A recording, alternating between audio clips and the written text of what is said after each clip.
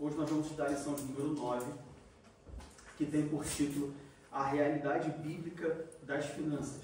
Como os irmãos sabem, ao longo desse trimestre, nós temos estudado sobre diversos temas que muitas das vezes são deixados de lado porque algumas pessoas entendem que não fazem parte da doutrina da Bíblia, né? Porque não falam diretamente sobre Deus, mas que são importantes para nós na nossa vida cristã. Então já falamos, por exemplo, sobre a realidade do sexo, já falamos sobre casamento, semana passada falamos sobre trabalho, e hoje nós vamos falar sobre finanças. E pode ser que muitas pessoas fiquem surpresas quando a gente fala sobre finanças na igreja.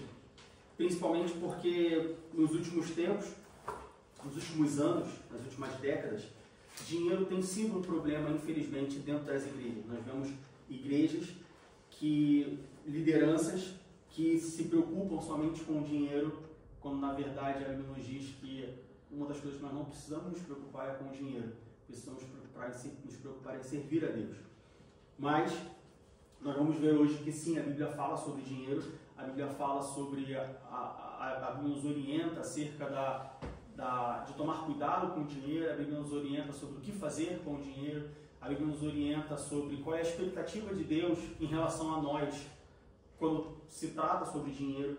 Então, por incrível que pareça, a Bíblia, Deus ele reservou um pedaço da sua palavra para falar sobre dinheiro para nós nos dias de hoje.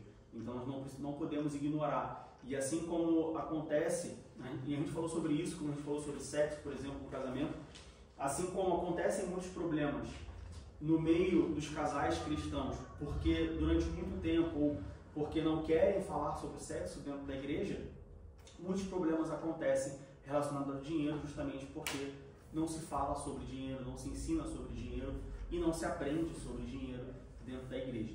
Então, a proposta da lição de hoje é que nós falamos sobre isso. Tudo bem? Se tiverem qualquer dúvida, qualquer pergunta, podem falar. E mais uma vez, como a gente sempre diz, o meu objetivo não é ensinar vocês a cuidar do dinheiro. Eu não sou da área financeira, eu não sou especialista em finanças, eu não sou consultor de finanças, eu sou um assalariado como qualquer outra pessoa. Então, é somente falar o que a Bíblia nos fala sobre dinheiro. Amém? Amém. Bom, não é surpresa, eu imagino que não deveria ser surpresa se nós afirmarmos que uma das maiores dificuldades do ser humano, e aí a gente está falando não da igreja, não dos crentes, mas do ser humano como um todo, das pessoas do mundo, é saber lidar com dinheiro. Eu diria que é bem comum você encontrar, por exemplo, famílias que tiveram algum tipo de problema por conta de dinheiro. É muito comum você encontrar famílias que eram unidas, que se amavam, que tinham tudo, que eram felizes, mas em algum momento se separaram, em algum momento brigaram, seja por pouco tempo, seja por médio prazo, ou seja até mesmo para o restante da vida. E quando você vai ver qual é o problema é dinheiro. Também não é surpresa se a gente afirmar que muitas sociedades, né, e a gente fala de sócios, parceiros dos negócios, parceiros eles se desfazem por conta de dinheiro. E se nós olharmos a história da humanidade, inclusive, nós vamos ver que muitas das guerras, muitos dos problemas, muitas das atrocidades que são cometidas por governos mundiais aconteceram por causa de dinheiro. Ou seja, quando nós olhamos para a história da humanidade, quando nós olhamos até mesmo para nós mesmos, muitas das vezes, fica fácil nós deduzirmos que um dos maiores desafios dos seres humanos é lidar com o dinheiro, é saber lidar com o dinheiro, tá? E por isso que nós precisamos, como cristãos, saber lidar com o dinheiro. Ah, Diego, mas eu não tenho dinheiro. Sim, mas é justamente porque você não tem dinheiro que você deve aprender a lidar com o dinheiro. Porque se você tem pouco dinheiro e sabe lidar com o dinheiro, é bem possível que quando você tiver muito dinheiro, também você consiga saber lidar com muito dinheiro. Ou talvez você tenha pouco dinheiro porque você não sabe lidar com o dinheiro. Se você souber lidar com o dinheiro, você terá mais dinheiro. Ah, Diego, mas eu tenho muito dinheiro, eu não preciso saber lidar com o dinheiro. Bom, justamente porque você tem muito dinheiro, que você deveria saber lidar com o dinheiro. Porque se você tem muito dinheiro, e sabe lidar com dinheiro. Isso vai fazer talvez com que você não perca o dinheiro que você tem, ou que você ganhe mais dinheiro do que você já tem. Então nós vemos que, além do mundo, principalmente dentro da igreja, nós precisamos saber lidar com o dinheiro. E a Bíblia nos fala sobre como lidar com o dinheiro. Na Bíblia nós temos ensinamentos que nos orientam, que nos ajudam, que nos direcionam sobre como nós, cristãos, servos de Deus, devemos lidar com o nosso dinheiro. E mais uma vez, eu não estou aqui dizendo o que você tem que fazer com o seu dinheiro. Eu estou apenas apresentando o que a Bíblia nos fala, o que nós como cristãos devemos fazer com o dinheiro. A mesma coisa com casamento, a mesma coisa com sexo, a mesma coisa com criação de filhos. Amém? Bom, antes disso, vamos entender de onde surgiu o dinheiro, porque dinheiro é uma coisa moderna. Dinheiro é uma coisa que, se a gente olhar a história da humanidade, a gente entende, o dinheiro como nós conhecemos hoje, ele é uma coisa moderna, tá?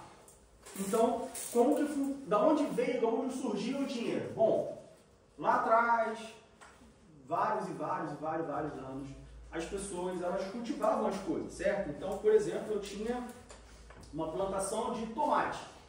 E eu não vou comer tomate pro resto da minha vida todos os dias. Porque você enjoa, por mais que você goste de tomate. Então, eu quero comer também o alface. Mas eu não tenho uma plantação de alface. Então, como que as pessoas faziam? Olha, fulano, eu tenho aqui tomate e você tem aí alface. Que tal se eu te der tomate e você me der alface? Assim eu como tomate com alface e você come alface com tomate. Pois bem, façamos assim. Poxa, mas alface e tomate enjoa. Eu queria comer uma galinha. E tem uma pessoa ali que tem uma criação de galinha. Olha só, vizinho, eu tenho aqui alface. Ele tem ali tomate. E se eu te der alface, ele te der tomate e você der pra gente galinha? Assim, todos nós comemos alface, tomate e galinha. Prática conhecida como troca de mercadorias. Escambo. Durante muitos anos, durante muito tempo, a forma de você conseguir produtos ou até mesmo serviços. Poxa, eu preciso fazer o telhado da minha casa, mas eu não sei fazer o telhado da minha casa. Então o que eu faço? Olha, eu te dou tomate, galinha e alface e você faz o telhado da minha casa. Então durante muito tempo, a forma que o homem encontrou, a humanidade encontrou de conseguir produtos e serviços foi através da troca de mercadorias. É o que nós chamamos de escambo. Só que chega um determinado tempo, essa troca de mercadorias ela começa a ficar desfavorável dependendo da pessoa. Por quê? Um alface é diferente de uma galinha. Eu não faço a mínima ideia do trabalho que dá de você cuidar de uma galinha ou plantar um alface. Mas eu imagino que sejam trabalhos diferentes. Tem coisas que você consegue plantar mais rápido, tem coisa que é mais fácil de cuidar, tem coisa que demora mais tempo. Você pega, quanto tempo dura, alguém sabe quanto é que dura uma plantação de alface? Quanto tempo demora de você plantar para colher? Mais ou menos um mês e meio, mais ou menos. Um mês e meio. É. Se você pega um boi, por exemplo, para você engordar um boi a ponto de você poder matar o boi, demora alguns meses. Se não me engano, são acho que 9 meses, um ano, alguma coisa assim. Ou seja, um boi não pode valer a mesma coisa que um pé de alface, ou 2 pés de alface, ou até mesmo 10 pés de alface. Então chega um momento que quando isso começa a ficar popular e as pessoas começam a fazer muito isso, as pessoas precisam agora não só conseguir produtos e serviços, mas elas precisam mensurar os produtos e os serviços. Elas precisam atribuir valor aos produtos e serviços. E aí onde surge o dinheiro? Olha, esse boi, ele vale 10 dinheiros. Esse alface, ele vale 1 dinheiro. Então, fica acordado de que um boi, ele vale por 10 alfaces. Então, se eu quero um boi, eu preciso te dar 10 alfaces. Se eu quero 5 tomates, eu preciso te dar 2 alfaces. E por aí vai. Conforme a humanidade ela foi atribuindo valor a produtos e também a serviços, olha, para eu fazer o seu telhado, eu preciso de 2 bois.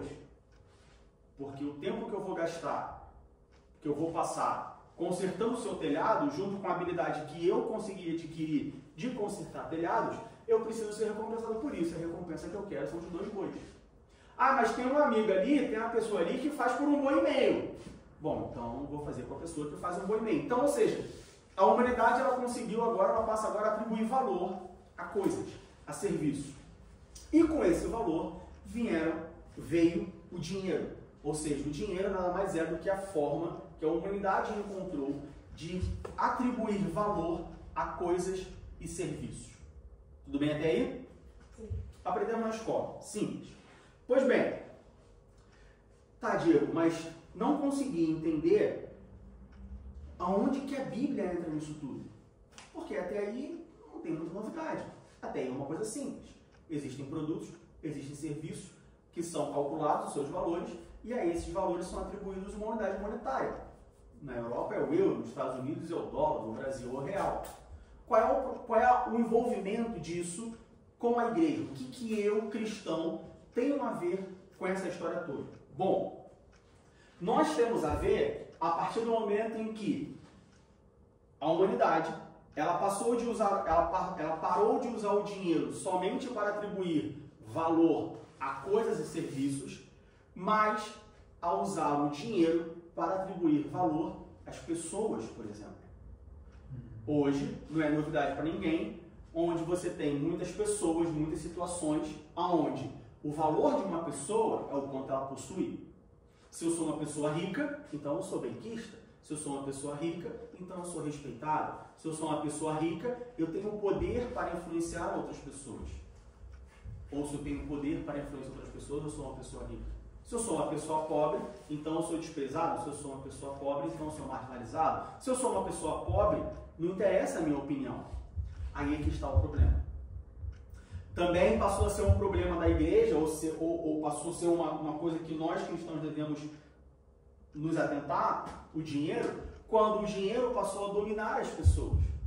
Ou seja, o dinheiro agora, hoje, desde muito tempo, mas o dinheiro ele não é somente utilizado, ou ele não é somente, ele não tem o seu valor único e exclusivamente para colocar o valor, o preço nas coisas. Mas as pessoas, ou algumas pessoas, passaram a ter a sua vida guiadas pelo dinheiro. Ou seja, o dinheiro ele deixou de ser um recurso para ser um guia, para ser um norte, para ser uma direção. Então não é que eu uso o dinheiro para me servir, eu sirvo ao dinheiro. Se isso vai me dar dinheiro, então eu faço. Se isso vai me trazer dinheiro, então eu dou atenção. Se isso não vai me trazer dinheiro, então eu não quero saber. Se isso é uma coisa que vai tirar o meu dinheiro, então eu desprezo. Se isso é uma coisa que vai me dar mais dinheiro, então eu quero.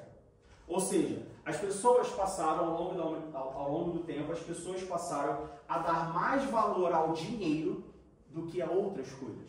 Do que, por exemplo, a integridade, a honestidade. Dar mais valor ao dinheiro do que às relações pessoais.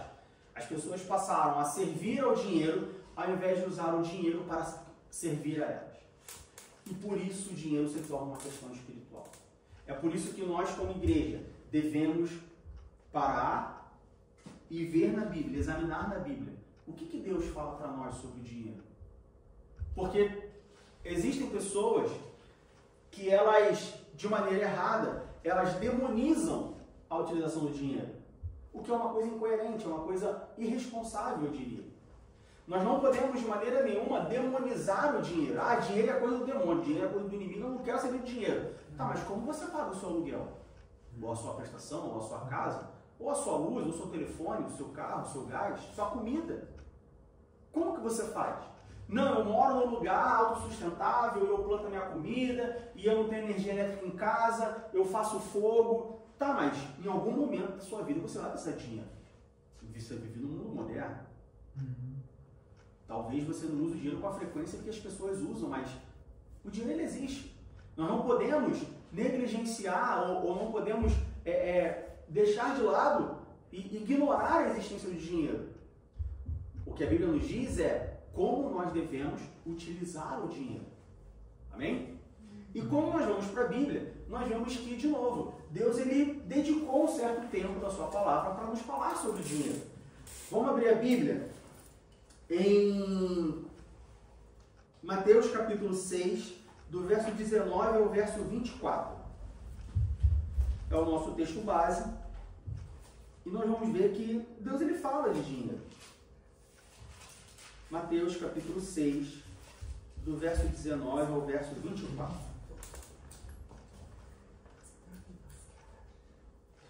Mateus 6, do 19 ao 24, diz assim: Não ajunteis tesouros na terra, onde a traça e a ferrugem tudo consome, e onde os ladrões minam e roubam.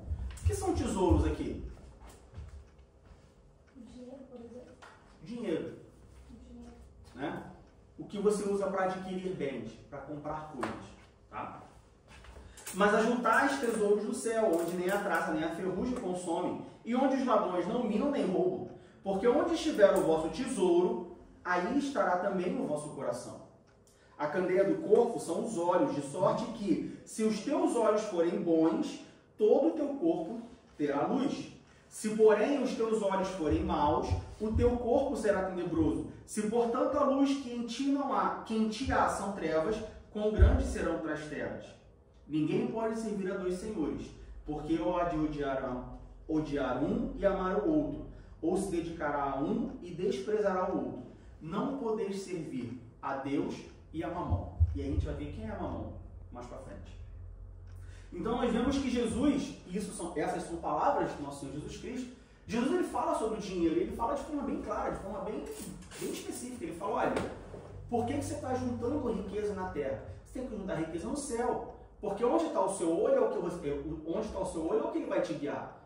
Se você olhar coisas ruins, você vai ser guiado por coisas ruins. Se você olhar coisas boas, se o teu olho for bom, você vai ser guiado de forma boa. E no fim, Jesus termina esse contexto, essa passagem, dizendo, você não pode servir a dois senhores. Você não pode servir a Deus e a Mamon. E aí, quando fala Mamon, está falando de dinheiro. Ou seja, você não pode servir a Deus e ser escravo do dinheiro. A gente vai falar mais sobre isso. O que significa esse servir a Mamon? Mas Jesus, ele nos traz essa mensagem. E nós temos outros textos que falam sobre dinheiro também. Por exemplo, quando a gente vai lá para Ageu, capítulo 2, versículo 8, livro do profeta Ageu, capítulo 2, versículo 8.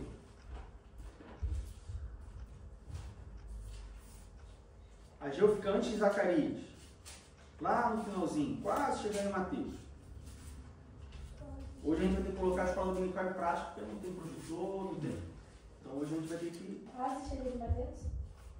Antes de tem Mateus no Novo Testamento. Aí você vem voltando de Mateus, você tem os profetas menores. Né? Você tem Malaquias, Zacarias, Ageu.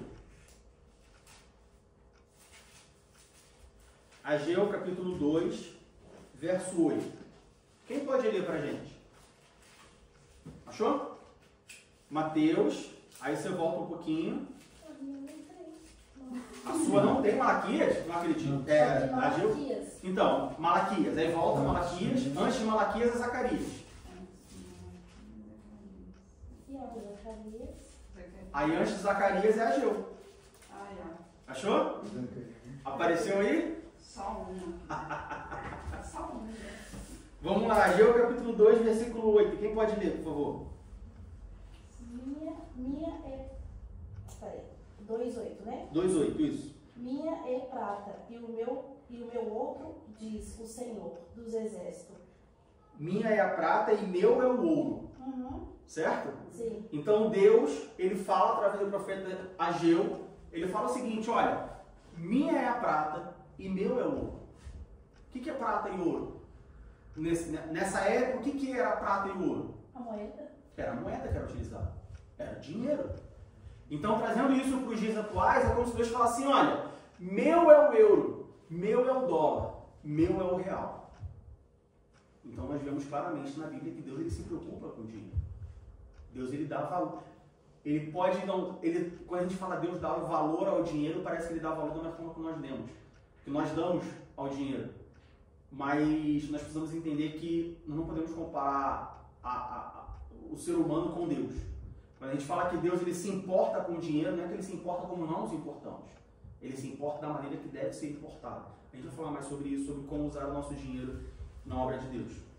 Mas, Ageu capítulo 2, versículo 8, Deus fala, minha é a prata e meu é o ouro, diz o Senhor dos Exércitos. Quando a gente vai lá para Lucas capítulo 2, capítulo 21. Lucas capítulo 21, do verso 1 ao verso 4. Lucas capítulo 21, do verso 1 ao verso 4, diz assim, e olhando ele, viu os ricos lançarem as suas ofertas na arca do tesouro. E viu também uma pobre viúva lançar ali 2 pequenas moedas, e disse, em verdade vos digo, que lançou mais do que todos esta pobre viúva. Porque todos aqueles deram como oferta de Deus do que lhes sobeja. mas esta, da sua pobreza, deu todo o sustento que tinha. Então aqui Deus fala, Jesus está falando aqui, que ele testemunhou pessoas dando oferta lá no templo. E uma viúva, uma pobre viúva, deu tudo o que ela tinha. E Jesus fala, olha, ela foi melhor do que os outros, porque os outros deram do que sobrava. Ela deu de tudo que ela tinha. Ainda, nós vemos a Bíblia falando, Deus falando sobre dinheiro lá em Mateus capítulo 17, versículo 24. Mateus capítulo 17, do verso 24 ao 27. Mateus 17, do 24 ao 27. E chegando eles a Cafarnaum, aproximaram-se de Pedro os que cobravam as dracmas, e disseram, o vosso mestre não paga as dracmas. Disse ele, sim. E entrando em casa, Jesus lhe antecipou, dizendo, o que te parece, Simão? De quem cobram os reis da terra os tributos ou os impostos? Dos seus filhos ou dos alheios? Disse-lhe Pedro, dos alheios. Disse-lhe Jesus, logo estão livres os filhos. Mas para que os não escandalizemos, vai ao mar, lança um anzol, tira o primeiro peixe que subir, e abrindo-lhe a boca, encontrarás uma estátua. Toma-o e dá-o por mim e por ti. Cobradores de impostos chegaram para Pedro e falaram, Pedro, Jesus não paga imposto, como é que vai ficar essa história aí? Pedro fica preocupado, entra em casa, Jesus, conhecendo o coração, fala, Pedro, o que está acontecendo, Pedro? O que está pegando aí? Jesus, tem que pagar o imposto aí. Não tem problema, vai lá, pega o peixe da boca do peixe, tu vai tirar a moeda, você paga o teu imposto e paga o meu imposto. Deus falando sobre dinheiro. Ainda, quando nós vamos lá para João capítulo 12, versículo 6. João capítulo 12, versículo 6. João capítulo 12, versículo 6 diz assim, ora, ele disse isso não pelo cuidado que tivesse dos pobres, mas porque era ladrão e tinha a bolsa e tirava o que ali se lançava. Quem é essa pessoa de quem João está falando? Quem sabe dizer? Os cobradores de impostos? Não. Vamos voltar um pouquinho? Versículo 4. Então, um dos seus discípulos, Judas Iscariotes, filho de Simão, o que havia de traí-lo, disse, por que não se vendeu este unguento por 300 dinheiros e não se deu aos pobres? Lembra daquela passagem que a mulher unge os pés de Jesus com um unguento muito valioso? Quando Judas Iscariotes, aquele que traiu Jesus Cristo, viu essa situação, viu essa cena, ele falou assim, não era melhor ter dado um unguento, a gente tivesse vendido um unguento, pegado o dinheiro e dado para os pobres? E aí no versículo 6, João explica o porquê que Judas falou isso. Judas falou isso porque Judas era o tesoureiro vamos dizer assim, do ministério de Jesus. Era Judas quem tinha a bolsa do dinheiro, ou seja, nós entendemos que Jesus ele recebia ofertas, ele recebia dinheiro de pessoas, contribuições de pessoas para arcar com os custos do seu ministério. Não que Jesus pedisse, ele recebia. Nós não vemos Jesus pedindo, mas nós vemos que existia tal bolsa com dinheiro. Ou seja, isso nos leva a entender que Jesus não pedia, mas recebia. E quem organizava, quem cuidava dessa bolsa com dinheiro era Judas Iscariotes. E João, no versículo 6, nos diz que Judas tirava dinheiro dessa bolsa sem ninguém saber. Ou seja, Judas roubava aquele dinheiro. Agora eu pergunto para vocês, quantos discípulos Jesus teve? Quantos? 12 discípulos. Quantos discípulos roubou Jesus? Somente Judas. O que isso nos ensina? Ou o que isso nos alerta no dia de hoje?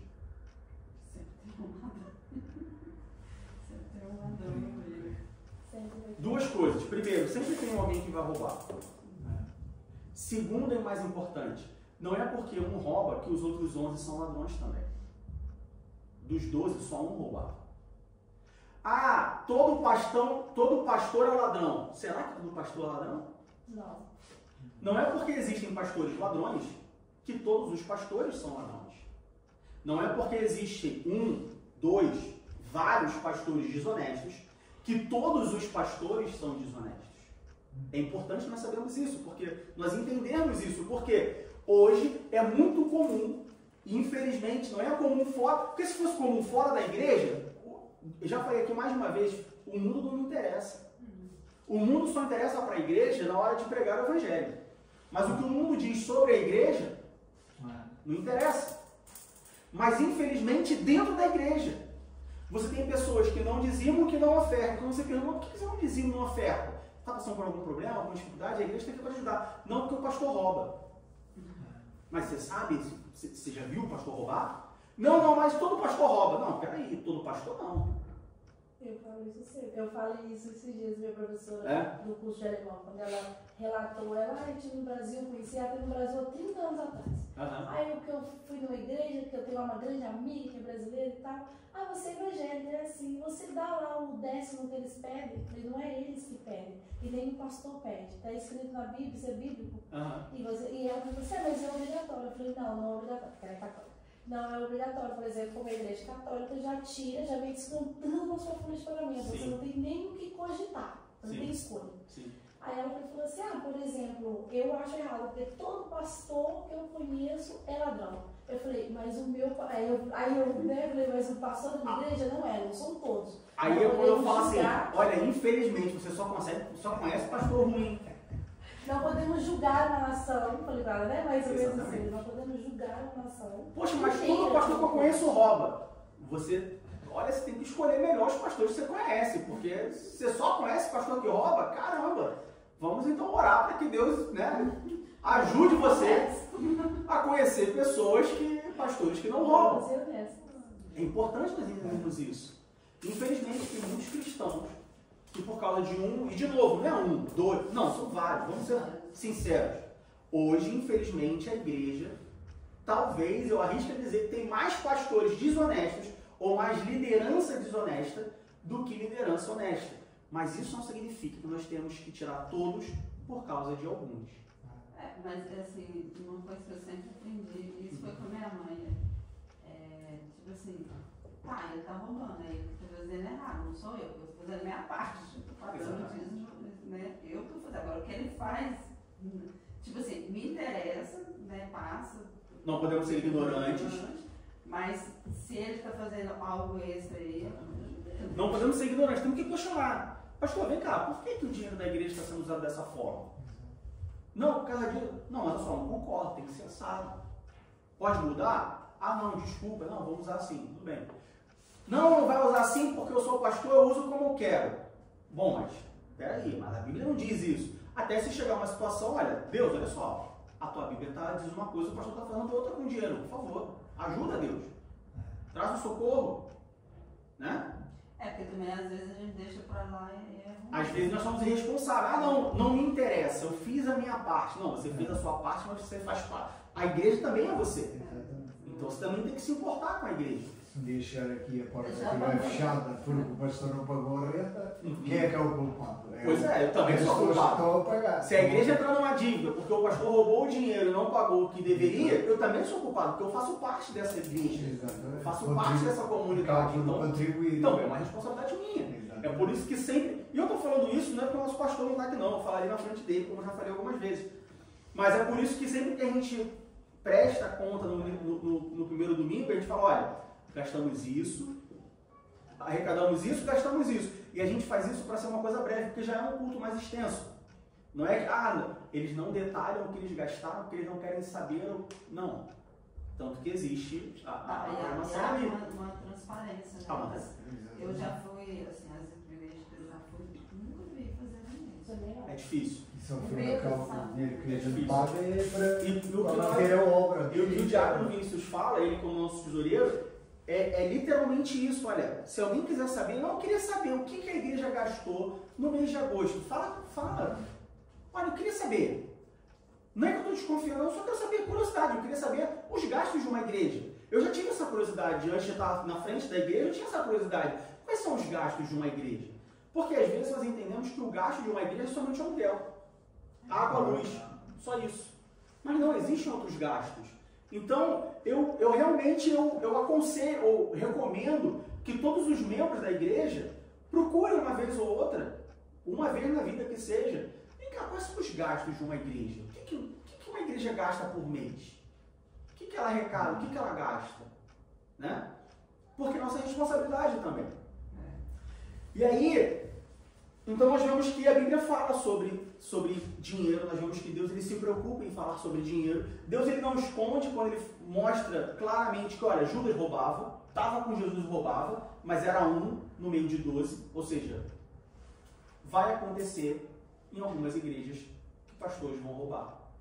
Mas isso não significa que todos são ladrões. E talvez rouba justamente por isso, por a gente não checar, né? Também. A gente não buscar. Né? Pode ser.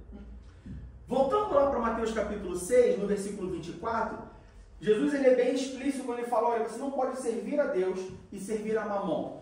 E aí eu já falei, Mamon é um deus relacionado ao dinheiro no mundo antigo. Então, a gente pode traduzir essa frase como, não se pode servir a Deus e servir ao dinheiro. E aí a pergunta que fica é, mas como que eu posso servir ao dinheiro? Para a gente entender isso, a gente precisa ir para o original hebraico. No original grego. No original grego, a palavra servir aqui está no sentido de escravidão, de ser escravo. Ou seja, a frase mais entendível, vamos assim dizer, seria: ninguém pode ser escravo do dinheiro e ainda servir a Deus. Ou seja, Jesus ele nos alerta falando, olha, você quer me servir? Amém. Mas você não pode me servir e ser escravo do dinheiro.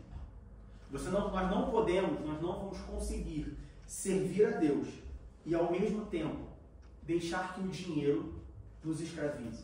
Como que o dinheiro pode me escravizar? É o dinheiro dizer o que eu tenho que fazer. O que é um escravo? O escravo não é uma pessoa que tem um senhor e ele faz tudo o que o senhor manda. Se o senhor fala, faz isso aqui, o escravo vai lá e faz.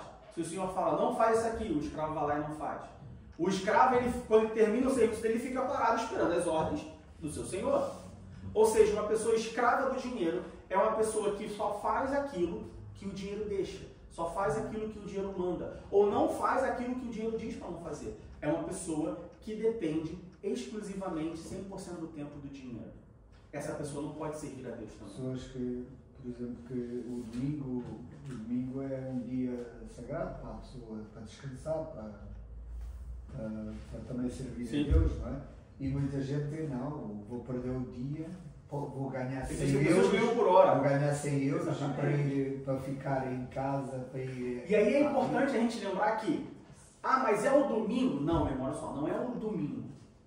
Ao longo da história da igreja, foi sim usado ou acostumou-se a ter o domingo como dia da igreja. Tem igrejas que é o sábado. Tem igreja que é o domingo. Eu preciso trabalhar no domingo. Amém, trabalhe no domingo. Mas qual dia você vai dedicar a Deus? Você precisa dedicar um dia. Não, eu vou dedicar a segunda-feira. Amém, maravilha. Agora eu te faço uma pergunta. A igreja que você congrega tem um culto às segundas-feiras? Não tem. Então, talvez segunda-feira não seja o melhor dia. Porque ainda que você use a segunda-feira para dedicar a Deus e prestar o seu culto a Deus, aonde fica a sua comunhão com os irmãos? A Bíblia nos orienta a ter comunhão com os irmãos. Lá em Hebreus, a palavra de Deus diz, não deixe a congregação como de costumes ruins. O salmista diz, quão bom e quão suave é que os irmãos andem em união. Então, é parte integrante, fundamental da vida cristã, que nós vivamos em união com os nossos irmãos.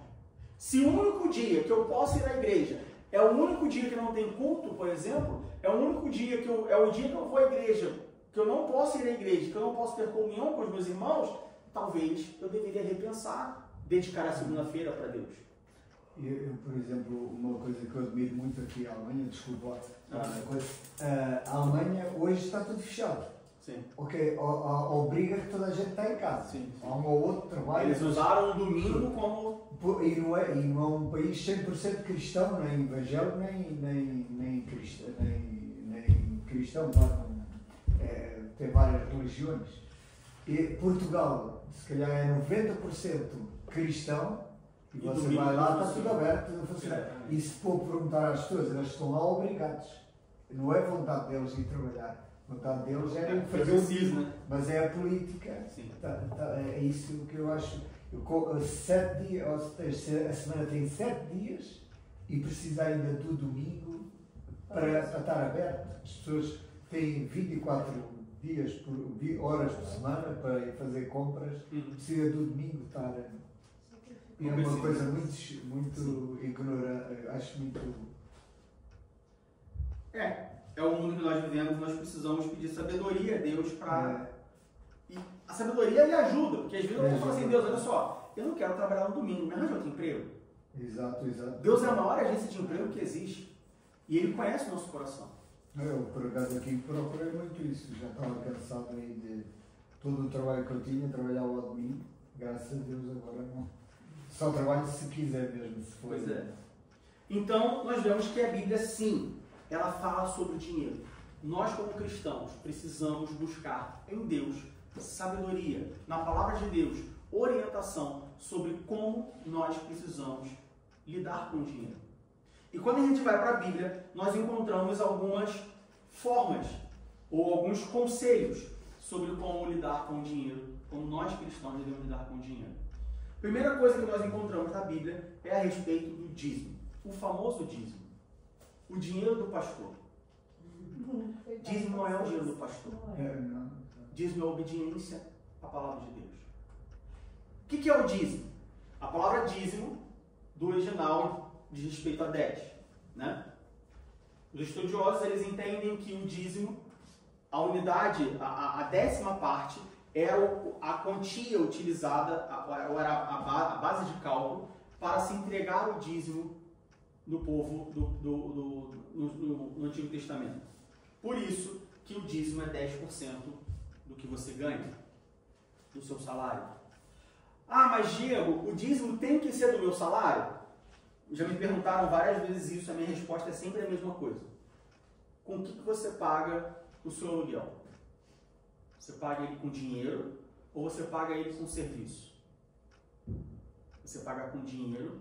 Não, porque eu sou um agricultor, eu tenho uma plantação. Tá, com o que você paga as suas contas? Você paga as suas contas com o que você planta e colhe? Então, por exemplo, eu tenho uma plantação de tomate. Eu preciso pagar a luz do meu sítio. Eu chego na companhia de energia elétrica e eu falo assim, ó, eu quero pagar a luz, eu trouxe aqui para você um caixote de tomate. É assim que você paga? Não. É com dinheiro? Então o dízimo tem que ser do dinheiro. Diego, eu trabalho e tudo mais, mas eu queria dar... Já recebi muitas dessas perguntas, tá? Não estou tirando da cabeça, não. Mas eu queria dar o dízimo do meu tempo. Então, o meu mês tem não sei quantas horas, não vou fazer o cálculo de horas agora, mas o meu mês tem tantas horas, então ao invés de dar o dízimo 10% do meu salário, eu vou dar o dízimo 10% do meu tempo. Amém. Amém, meu irmão. Amém, meu irmão. Deus abençoe a sua iniciativa. Mas deixa eu fazer uma pergunta. Quando você vai pagar a internet da sua casa, ou o seu plano de telefone celular, por exemplo, você paga com o seu tempo? Você fala assim, olha, O2, Vodafone, eu vim aqui pagar a conta de telefone e eu sei que deu 40 euros e eu queria dar 5% do meu tempo. É assim que você paga? Com o seu tempo? Não, meu irmão, paga com dinheiro. Então o dízimo é do seu dinheiro. Dízimo, ele é 10% daquilo que você recebe e usa para poder comprar, pagar, negociar.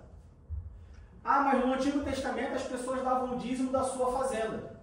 Sim, porque no Antigo Testamento não tinha dinheiro. Porque no Antigo Testamento, as pessoas, lembra do início da aula que nós falamos o quê? Olha, eu tenho alface, você tem tomate, te dou alface, você dá tomate. Então, fazia sentido as pessoas darem o dízimo da sua fazenda. Hoje isso não faz sentido, porque hoje todo mundo precisa de dinheiro. Hoje a igreja não pode chegar para a companhia, para a imobiliária e falar, imobiliária, vamos pagar o aluguel.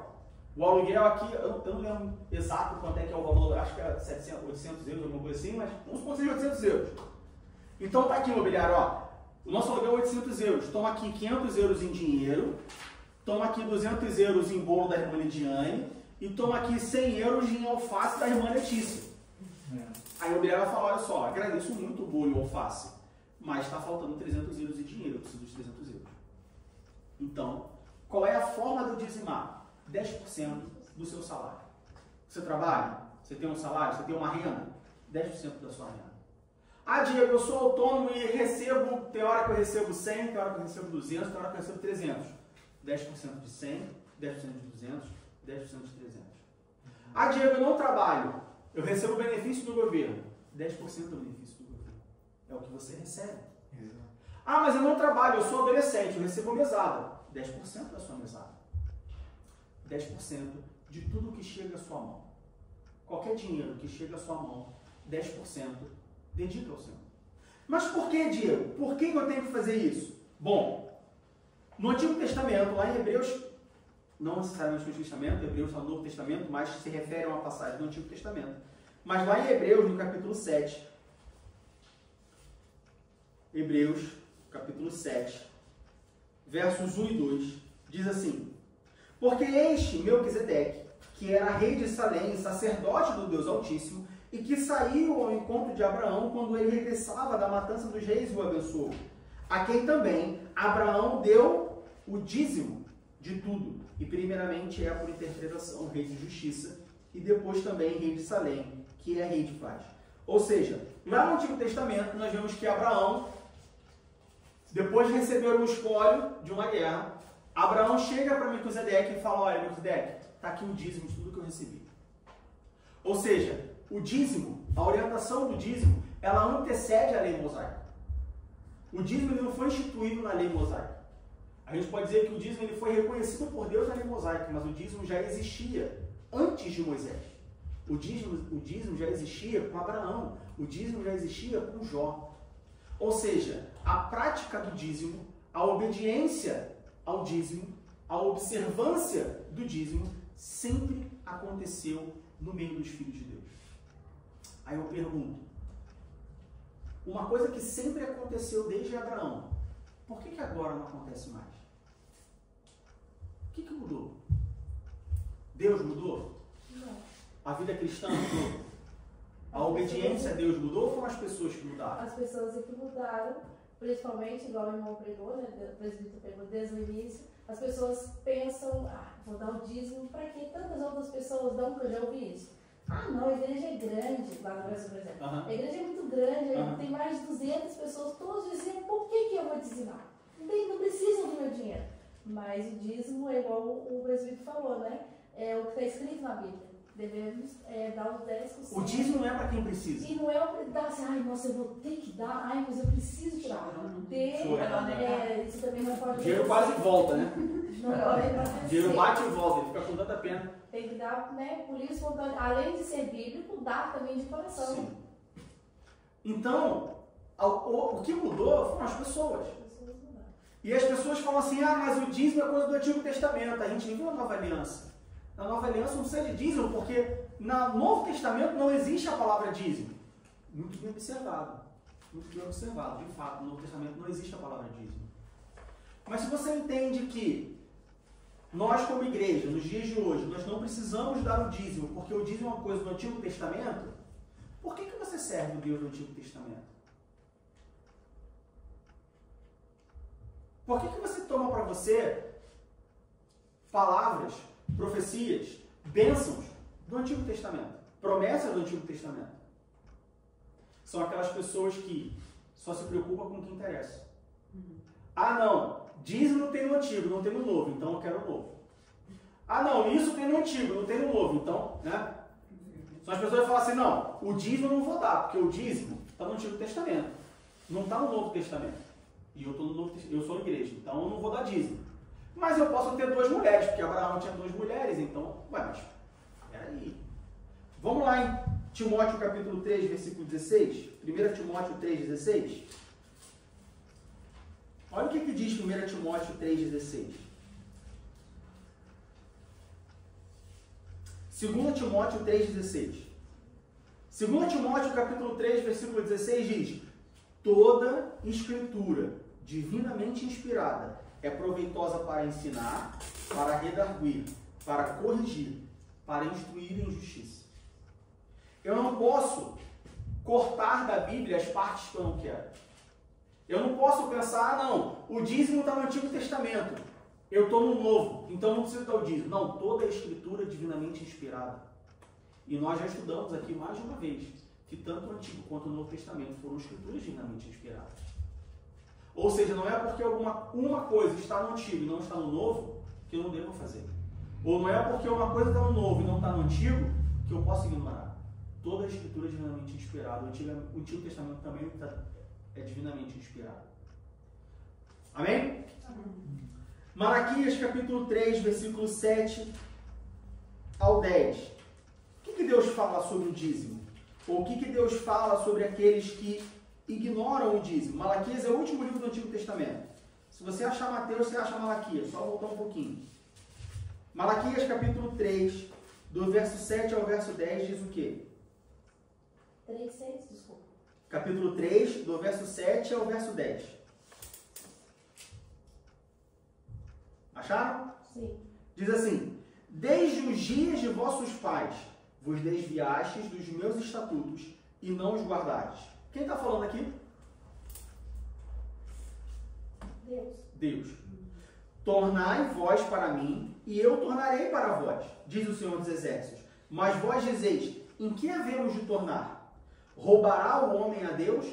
Todavia vós me roubais e dizeis: em quem te roubamos? Nos dízimos e nas ofertas aos sábios. Ou seja, Deus ele vira para o povo e fala assim: vocês estão me roubando. E aí e vocês perguntam: em que nós te roubamos, Deus? E Deus responde: nos dízimos e nas ofertas aos sábios. Com maldição sois amaldiçoados, porque me roubais a mim, vós, toda a nação. Trazei todos os dízimos à casa do tesouro, para que haja mantimento na minha casa, e depois fazei prova de mim, diz o Senhor dos Exércitos. Se eu não vos abrir as janelas do céu, e não derramar sobre vós uma bênção tal, que dela vos advenha a maior abastança. Deus ele é bem claro, bem específico e bem direto em Malaquias capítulo 3. Ele fala: olha, aquelas pessoas que não entregam os seus dízimos e não contribuem com as suas ofertas, elas estão me roubando. Um crente que não entrega o seu dízimo, ele rouba a Deus. Isso é muito grave. No versículo 10, Deus diz: trazei todos os dízimos à casa do tesouro, para que haja mantimento na minha casa. Deus ele não fala: trazei todos os dízimos à casa do tesouro, caso a casa do tesouro precise. Deus não fala assim: trazei o dízimo à minha casa, mas só nas situações em que você quiser, ou que você tiver sobrando. Ele fala: olha, trazei os dízimos à casa do tesouro, para que haja mantimento. Então essa ideia de que, não vou dizimar, porque já tem muita gente dizimando, e meu dízimo, não, tem gente lá que dizima 1.000 euros por mês. Meu dízimo é 100 euros, não vai fazer diferença. Não, olha só, não é uma questão de diferença, é uma questão de obediência. A entrega do dízimo não é que vai fazer diferença, não é que vai ajudar, não é que vai sobrar, não é que vai faltar. O dízimo é uma questão de obediência. Se eu ganho 2.000, se a minha renda total é 2.000 euros, dízimo de 200. Se a minha renda total é 6.000 euros, dízimo de 600. Se a minha renda total por mês é 100.000 euros, dízimo de 10.000 euros. Se a igreja precisa, se a igreja não precisa, o que vai fazer, o que vai acontecer, se vai sobrar, se vai faltar, não me interessa. O que me interessa é o meu Deus, o Deus que eu sirvo, o Deus que eu chamo de Deus, de Senhor e de Pai. Ele espera que 10% do que eu receba, eu devolva para Ele como forma de gratidão a tudo que Ele me dá. Como forma de gratidão pelos outros 90%, eu entrego 10% para Ele. Nós precisamos entender isso. Mais do que entender, nós precisamos obedecer a isso. Porque aquelas pessoas que não obedecem a essa ordenança, Malaquias capítulo 3, o próprio Deus diz: vocês me roubam. Alguém aqui quer roubar a Deus? Alguém aqui se sente confortável numa situação de estar roubando a Deus? É uma coisa muito perigosa. Então entendam que o dízimo não é para o pastor, o dízimo não é para o presbítero, o dízimo não é para o tesoureiro, o dízimo não é para a igreja, o dízimo é para Deus. Vai ser utilizado pelo pastor, pelo tesoureiro, pela igreja, mas o dízimo é para Deus. E nós já falamos, está sendo mal utilizado? Questione. Pastor, por que eu dou o meu dízimo e as paredes não estão pintadas? O pastor vai te responder. Pastor, por que eu dou o meu dízimo e o banco da igreja é duro? O pastor vai te responder. Pastor, por que eu dou o meu dízimo, mas quando eu venho aqui no inverno eu sinto frio? O pastor vai te responder. E se ele falar, porque eu não quero gastar o dinheiro da igreja, não, mas eu quero conforto. Está acontecendo alguma coisa? A igreja está passando por alguma dificuldade? Não, está sobrando. Então, vamos ligar o aquecedor, velho. Questione. Faz parte da sua membresia, da sua responsabilidade como membro de uma igreja, questionar os gastos. Mas também faz parte da sua responsabilidade como servo do Deus Altíssimo, entregar o seu dízimo, independente de qualquer coisa. Amém? A segunda coisa que nós encontramos na Bíblia sobre como devemos lidar com o dinheiro, como devemos utilizar o dinheiro, está lá em Provérbios capítulo 3, versículo 9. Vamos lá para Provérbios capítulo 3, versículo 9. Provérbios 3, 9. Provérbios 3, 9 diz: honra ao Senhor com a tua fazenda e com as primícias de toda a tua renda. A palavra de Deus, Salomão nos orienta em Provérbios a nós honrarmos a Deus com a nossa fazenda. Não só com a nossa fazenda, e aí de novo, não é que você, então se eu não for fazendeiro não tem como honrar a Deus. Não.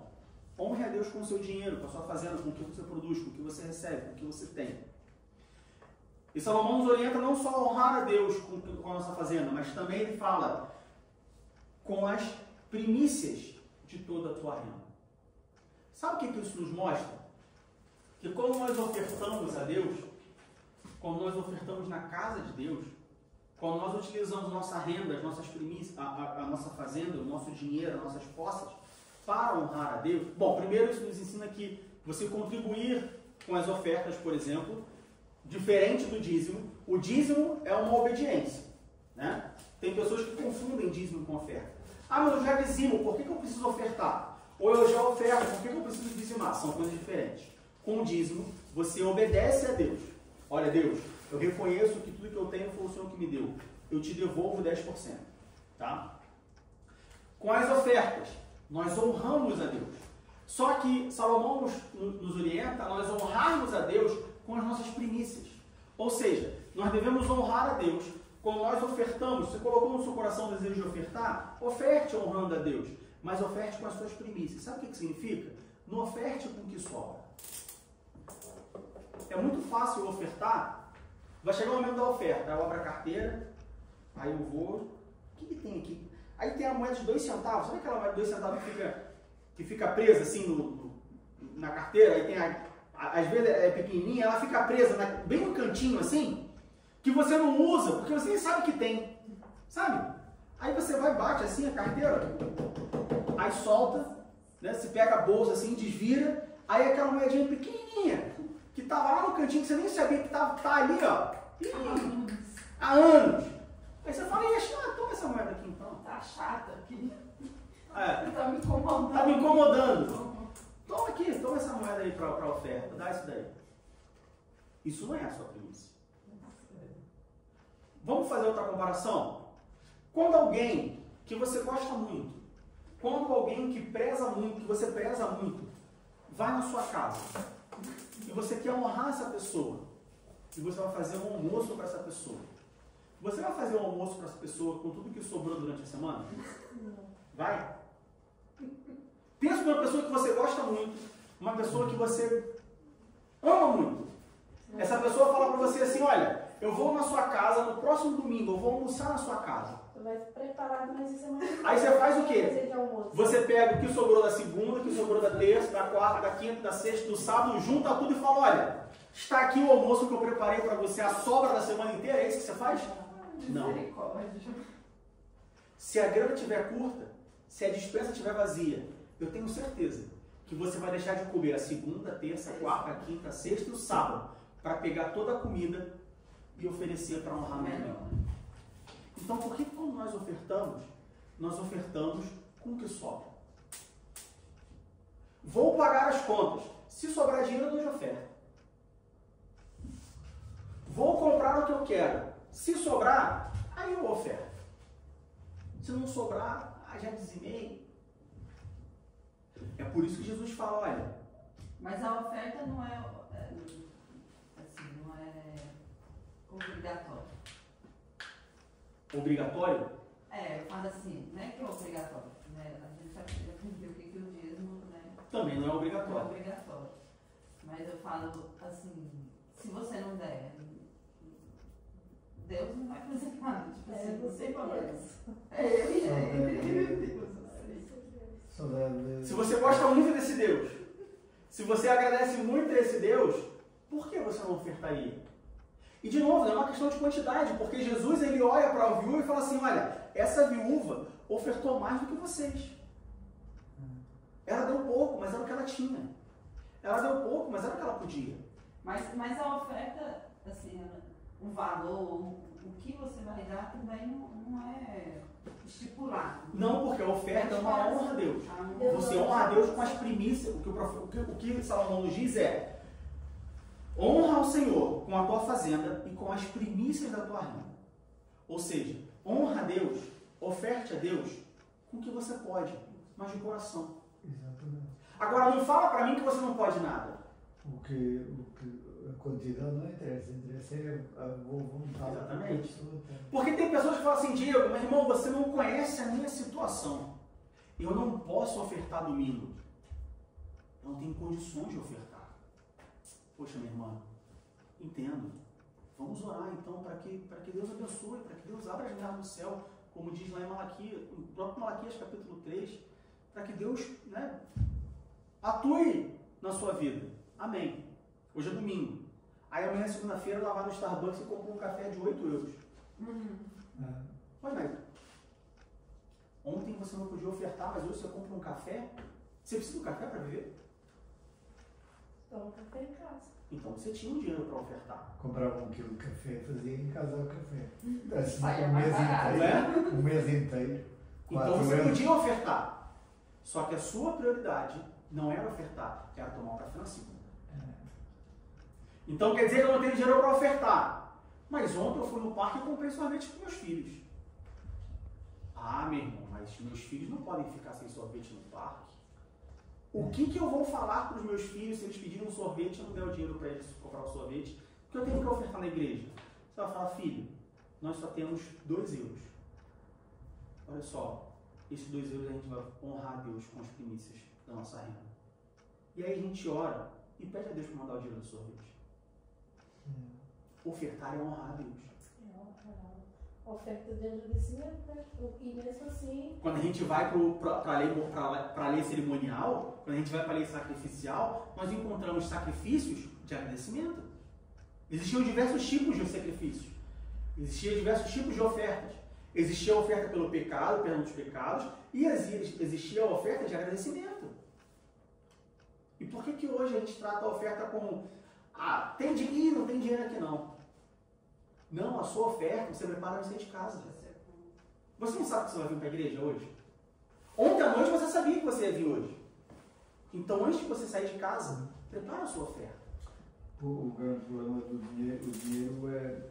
Minha mãe, coitada, ela não tinha muitos estudos, mas ela dizia que o dinheiro que até um burro ganha. O problema é saber orientá-lo para distribuí-lo. Exatamente. Porque ainda há dias já estávamos ali num parque, estávamos a quase para ir embora. Os mitos, tudo querias sorvete. Eu disse, não, sorvete não, a gente vamos embora para sermos ali no supermercado em casa. Quando desce sorvetes com dinheiro. Pronto. E ela, mas é... Provérbios, e aí Salomão continua. No versículo 9 ele diz, honra ao Senhor com a tua fazenda e com as primícias de toda a tua renda. E, aí no versículo 10 ele diz, e se encherão os teus celeiros abundantemente e transbordarão de mosto os teus lagares. Ah, entendi. Então quer dizer que se eu der oferta, vai aparecer dinheiro na minha conta. Não. Não é isso que a Bíblia diz. O que a Bíblia diz é, olha só, honre a Deus com as primícias da tua renda. Honra a Deus com aquilo que você pode. Não é para você colocar todo o seu dinheiro, não. Honra a Deus com aquilo que você pode. Se você pode muito, então oferta muito. Se você pode pouco, então oferta pouco. Mas oferte. E porque você ofertou de coração, sem ter amor àquilo que você ofertou, Deus ele vai honrar o seu coração. Não é que vai aparecer dinheiro na sua conta. Mas esse mês você pode não ficar doente, por exemplo. Muitas vezes as pessoas entendem que prosperidade na Bíblia é você ter muito dinheiro. Mas é o que o nosso irmão Zé falou. Dinheiro até um burro ganha. Mas como saber gastar? Às vezes nós entendemos que ter dinheiro significa ganhar mais. Mas sabia que ter dinheiro pode significar você gastar menos? É um sapato que não estraga. É um remédio que não compra. É um livro que reaproveita. E aí? É uma promoção que aparece. É o dia de promoção no mercado quando você compra. É a comida multiplicada dentro de casa. Ah, mas comida multiplica, ué? Não tem o exemplo lá da viúva? Que foi enchendo de azeite até multiplicar, né? Por que você acha que Deus não multiplica a comida nos dias de hoje? Deus não salva? Não cura? Não batiza? Não liberta? Por que Deus não multiplica? Não vejo por quê.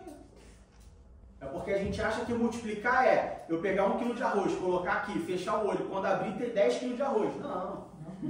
Multiplicar é eu ficar tirando arroz do saco e do pote e nunca mais que acaba. Provérbios capítulo 3, versículo 10 é sobre isso. Então não oferte achando, não, vou botar aqui 10, porque se eu colocar 10, amanhã vai pingar 100 na minha conta. Não, não é assim. Isso é barganha com Deus, não faça isso. Porque se nós quisermos barganhar, se nós entrarmos numa de barganhar com Deus, se Deus quiser barganhar com a gente vai sair no prejuízo. Imagina se Deus falasse assim, agora eu só ouço a sua oração, se você orar o que você tem que orar. A pessoa pensa em ganhar, mas depois acaba por depois, às vezes, por vezes, ir gastá-lo na farmácia. Exatamente. Ainda já. Não é?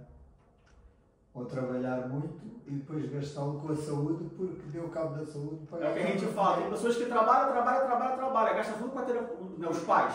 Trabalha, fica rico. Gasta tudo com a terapia dos filhos porque foi um pai ausente. Porque foi uma mãe que não participou. Aí gasta tudo com a terapia dos filhos. Adiantou trabalhar? Não adiantou. O filho não conseguiu ser nada porque não... Honrar a Deus com as ofertas. Não é muito, não é pouco. É o que você pode. Se eu posso ofertar 10 euros por culto, 10 euros por culto. Se eu só posso ofertar 2 euros por culto, é 2 euros por culto. Se eu só posso ofertar não é possível que não exista uma pessoa que não possa ofertar 1 centavo. Se você andar essa rua por aqui, você acha 1 centavo no chão. 1 centavo você tem. Poxa, mas eu vou ofertar 1 centavo? Que diferença vai fazer eu ofertar 1 centavo? A diferença que vai fazer é Deus olhar para o seu coração e falar assim, meu filho, minha filha tem um coração honrado. Ela ou ele quis me honrar. E tudo que ela tinha, tudo que ele tinha era 1 centavo. A minha mãe, ela achava muito dinheiro, sabe? No chão, assim, às vezes ela falava que não tinha muito dinheiro. E achava, assim, dinheiro, assim, achava, tipo, 50 reais, 10, 20. E aí ela falava assim, toda vez que eu achava, daquilo que eu achei, eu dava os 10%. Sim. E era assim, justo, era incrível, sabe? Eu falava, gente, como que minha...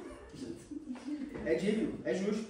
Porque ela honrava, né? Então, como que nós, cristãos, o que a Bíblia nos orienta a fazer com o dinheiro? Primeiro, dízimo, obediência. Segundo, oferta, honra ao Senhor. Terceiro, vamos lá para 2 Coríntios, capítulo 8. 2 Coríntios, capítulo 8, versículo 5.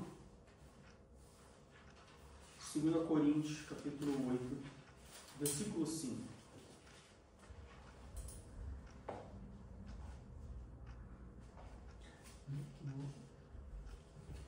Segunda Coríntios, capítulo 8, versículo 5, diz assim: E não somente fizeram como nós esperávamos, mas também a si mesmos se deram primeiramente ao Senhor e depois a nós, pela vontade de Deus. Aqui nós encontramos uma passagem, se a gente for lá, voltar e ler desde o início do capítulo 8, nós vamos ver que Paulo, quando ele escreve aos Coríntios, a igreja de Corinto, ele dá o exemplo dos cristãos da igreja de Filipe. E que exemplo é esse? Os crentes de Filipe, eles estavam fazendo uma arrecadação, uma coleta para os cristãos pobres na região da Judéia. E os crentes de Filipe, eles não tinham dinheiro. Eles eram pobres também. Se bobear, precisava tanto quanto os da Judéia. Mas quando eles souberem, ele falar, Paulo, a gente quer ajudar. Uma terceira orientação que a Bíblia nos dá sobre como utilizar o nosso dinheiro é ajudar os nossos irmãos. Diego, mas olha só, eu estou precisando, eu não tenho como ajudar. Os crentes de Filipe também não. Mas eles ajudaram com o que eles tinham. Eles ajudaram com o que eles podiam. Às vezes a gente acha que ajudar é comprar 1 quilo de filé mignon. Mas ajudar pode ser dividir uma xícara de açúcar. É até bom que comemos açúcar. A chance de ter diabetes é menor. Mas ajudar os nossos irmãos. O dinheiro não serve só para mim. O dinheiro não serve só para minha esposa, para os meus filhos. O meu dinheiro serve também para ajudar os meus irmãos. O que está precisando? Está precisando de ajuda? Ah, mas a igreja está aí para isso. Sim, a igreja está aí para isso, mas eu não sou a igreja. É interessante como que muitas das vezes nós falamos assim, não, para ajudar o irmão, não, a igreja está aí, ou seja, eu estou de fora, a igreja é para ajudar o irmão, né? Mas quando eu preciso de ajuda, não, porque nós somos igreja, né? A igreja está aí para ajudar os irmãos que precisam. Mas quando tem um churrasco da igreja, não, porque ó, nós da igreja vamos fazer um churrasco. Porque eu sou igreja também. Ué, você é a igreja quando você precisa. Quando você não precisa, aí a igreja vira uma terceira pessoa. Então nós precisamos usar o nosso dinheiro, nós devemos usar o nosso dinheiro, aquilo que nós temos, também para ajudar as pessoas. Claro, com responsabilidade. Eu não vou tirar do meu para ajudar. Ah não, o presbítero me falou que eu tenho que ajudar as outras pessoas. Então, olha só, filho, ó, essa semana aí a gente vai ficar sem comer, porque eu tenho que ajudar a irmã Letícia, você precisa comer. Não, peraí, não adianta. Aí eu tiro do meu, que eu não tenho, para ajudar o outro. Não, vamos, né? Vamos saber ajudar. Eu tenho que ter sabedoria. Eu tenho que pedir direção de Deus.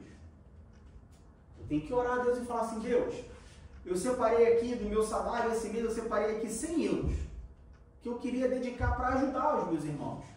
O senhor pode me ajudar? O senhor pode me orientar? Porque às vezes eu acho que se eu pegar os 100 euros e der para a irmã Letícia, eu estou ajudando ela. Só que às vezes eu estou prejudicando ela. Às vezes, se eu orar a Deus, eu vou falar assim, não dá para a Letícia não. Se dá 50 para o Zé, 50 para a Lidiane. Ou Deus vai falar, não, olha só, você vai pegar os 100 e você vai dar para outra pessoa. Nem para a Lidiane, nem para o Zé, nem para a Letícia. Fala. Teve uma vez que ele estava passando, assim, estávamos passando por uma certa dificuldade. Estávamos passando por uma certa dificuldade. Daí apareceu uma senhora lá em casa, não foi? Lid, eu tô vindo aqui porque foi a ordenança de Deus. Deus mandou eu vir aqui para te trazer uma coisa. Falei assim, então entra. Aí ela entrou, ela bateu lá na campainha, ela entrou.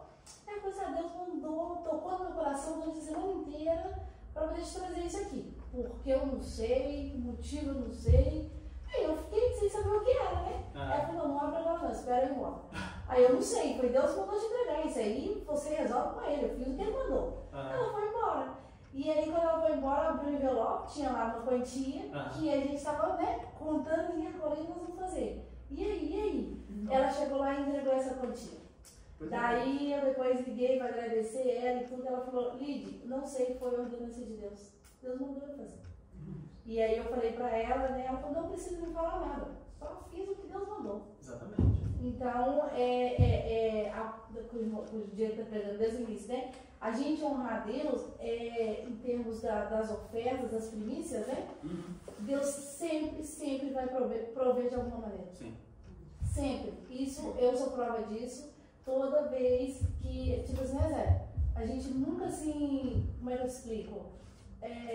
Sempre está fazendo assim, como é que eu explico? Sempre, tipo, eu oro a Deus e coloco nas mãos de Deus. E Deus sempre, de alguma maneira, encaminha alguém, ou de alguma forma, para poder nos ajudar. Sempre. Nunca nos deixou desamparados. Então, isso daí é... Então, uma terceira forma que Deus nos orienta a usar o nosso dinheiro é ajudar as pessoas.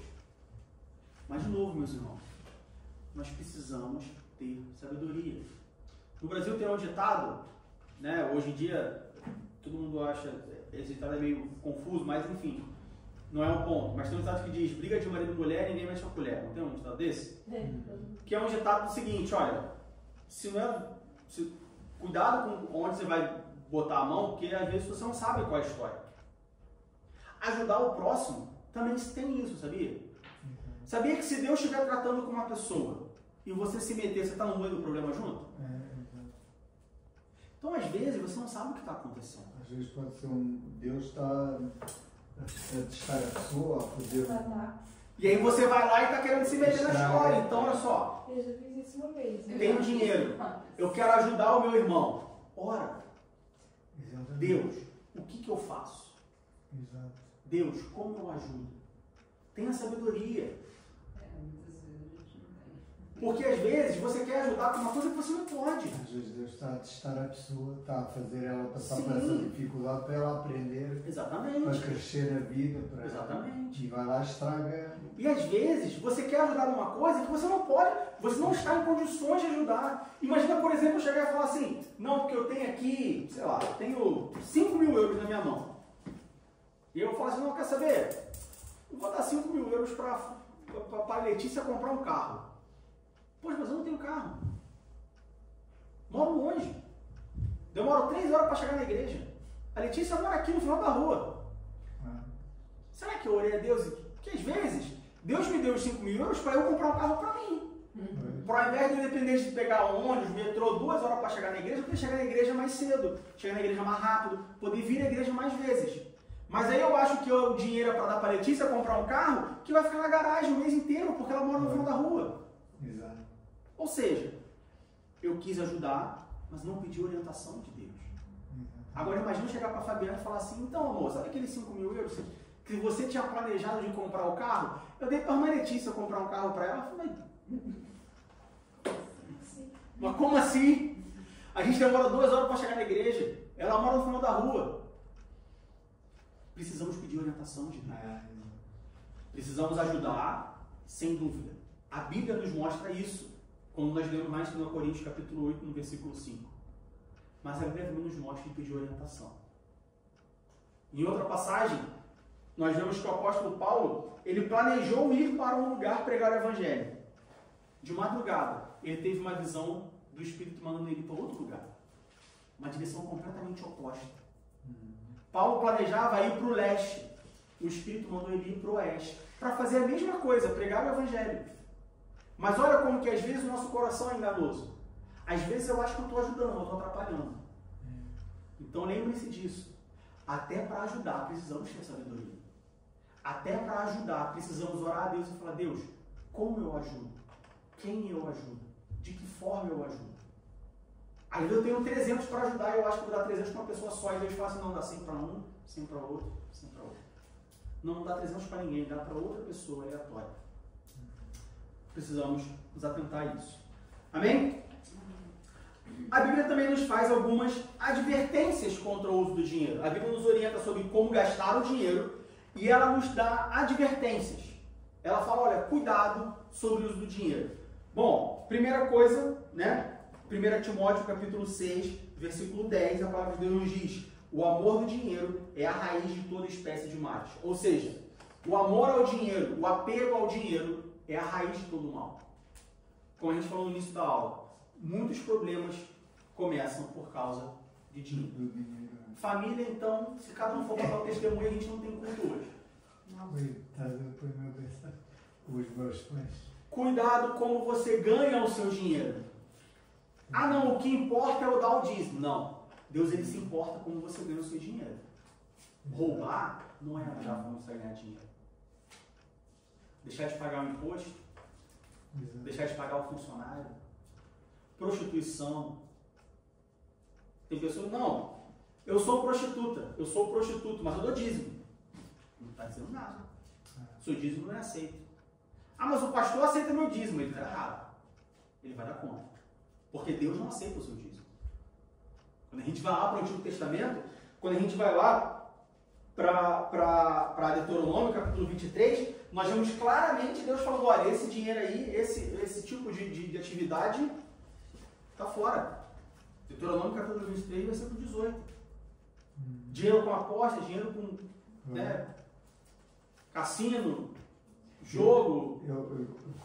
Eu não conheço, mas já ouvi uma história aqui na Alemanha de uma pessoa que, isto é por causa da pessoa não tentar fugir aos impostos. A pessoa era cristã e a pessoa diz que não era cristã. Só que entretanto houve um cruzamento de dados. Viram que a mulher era russa e tinha uma casa de prostituição.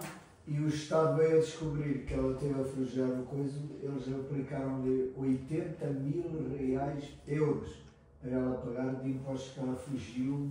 A pessoa acha que não consegue, mas se vai buscar uma declaração à Igreja Católica a dizer que é cristã. E ele disse que não era. Eles cruzaram os dados, mandaram pela história que ela apresentou uns anos, e ela teve que pagar, porque é a mesma coisa aqui. Eles tiram do salário, é a mesma coisa que eu dizer ao meu patrão, que eu não sou cristão, sou... Então, cuidado como você ganha o seu dinheiro. Deus ele se preocupa com isso. Exato. Deus ele não quer, de novo, Deus ele não quer o seu dinheiro. Ele não precisa do seu dinheiro, ele quer a sua obediência. Exatamente. Se a sua obediência é cumprir com os seus deveres, como dízimos e ofertas, amém. Mas Deus ele se preocupa com como você ganha o seu dinheiro. Você faz alguma coisa ilegal para ganhar dinheiro? Você faz alguma coisa imoral? Precisamos entender a diferença entre ilegal e imoral. Tem coisas que são ilegais. Aos olhos da lei é proibido. Tem coisas que são imorais. Elas são legais, ou seja, a lei deixa eu fazer, mas ela é imoral. Principalmente perante Deus. Prostituição, em alguns países, é ilegal. Mas na Holanda, prostituição é legal. Mas isso não significa, então se eu posso ser prostituto na Holanda, então você é prostituto. Não. O que a Bíblia diz sobre prostituição? Ela pode ser legal, mas ela é imoral. O tráfico de drogas, ele pode ser legal. A venda de drogas, ela pode ser legal. Mas isso não significa que ela é moral. Mas vamos supor que você trabalha numa empresa e o dono da empresa faz coisas... Ore a Deus e peça um novo emprego. Se você sabe... se eu não sei, então... Aí você é ignorância, você não sabe. Ah, mas eu tenho uma desconfiança e tal, então também não seja negligente e falar, não é problema meu. Não. Você está desconfiando? Você acha que é? Não. Investiga e vê se é de fato. Comprovou? Ora a Deus e fala, Deus, eu não quero participar disso. Eu não posso participar disso. Até mesmo porque a Bíblia nos orienta a fugir da aparência do mal. Né?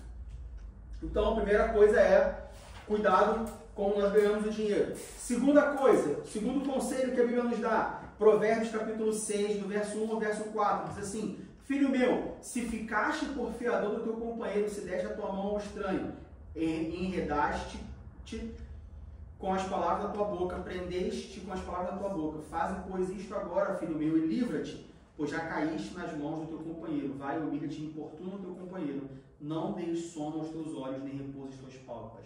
Cuidado ao ser fiador de alguém. Ah, mas é um irmão da igreja. Não quer dizer nada. Não quer dizer nada. Ora a Deus. É igual quando for ajudar. Ora a Deus. Deus, será que é uma boa ideia? Porque Salomão, o homem mais sábio que já existiu, fala para não ser fiador. Então ora a Deus. Cuidado. Quando você é fiador de alguém, você está falando, olha, a dívida dessa pessoa é minha. Se ele não pagar, eu pago. Tu vai pagar? Cuidado. Aí quando você já deu nome, tu vai ter que pagar. Aí depois tu vai reclamar na igreja, vai reclamar para Deus que acabou o teu dinheiro. Eles falam assim, mas você foi fiador, não falei para ser fiador? Então ora a Deus. Segunda coisa, terceira coisa, saiba lidar com os recursos que você tem. É pecado o crente ter cartão de crédito? Não. Pecado é ele deixar de pagar a fatura. Ter sabedoria. Pecado é ele pegar o cartão que dá para ele um dinheiro que ele não tem, para comprar coisas que ele não precisa, para fazer vista, para agradar pessoas que ele não conhece. Isso é pecado. Então cuidado. Se você não tem a sabedoria, se você não tem a organização para ter um cartão de crédito, não tem. Se você tem, amém. Então use. Cuidado. Porque o que nós vemos muito são pessoas que estouram o cartão de crédito, aí vai na igreja e fala assim, pastor, me ajuda, não tem como pagar meu aluguel. Mas por que, minha irmã? Porque eu paguei o cartão de crédito. Pastor, me ajuda, não tenho dinheiro para comer. Mas por que, meu irmão? Porque eu gastei mais do que eu devia. Mas aí a culpa é do pastor, a culpa é de Deus, a culpa é da igreja, a culpa é sua. Que não sabe administrar o seu dinheiro. Então cuidado com o cartão de crédito. De novo, não é pecado ter cartão de crédito. Pecado é você não pagar a fatura. Pecado é você gastar sem poder. Amém? Por fim, Provérbios capítulo 6, do verso 6 ao verso 8. Vai ter com a formiga, ó preguiçoso. Olha para os seus caminhos e se sábio, a qual não tendo superior, nem oficial, nem dominador, prepara no verão o seu pão, na cega ajunta o seu mantimento. Salomão, mais uma vez, o homem mais sábio que já existiu e vai existir na face da terra. Ele fala, olha, aprende com a formiga, guarda, porque vai chegar uma hora que você vai precisar. Tá tudo bem, vacas gordas, tá sobrando, guarda, não esbanja, não gasta tudo. Porque pode chegar uma época em que você precisa. A formiga faz isso. Ela junta no verão para comer no inverno. Nós precisamos juntar no verão, aprender a juntar no verão. Não para ter mais, não, mas para ter uma segurança, para ter uma coisa guardada, para não passar uma dificuldade.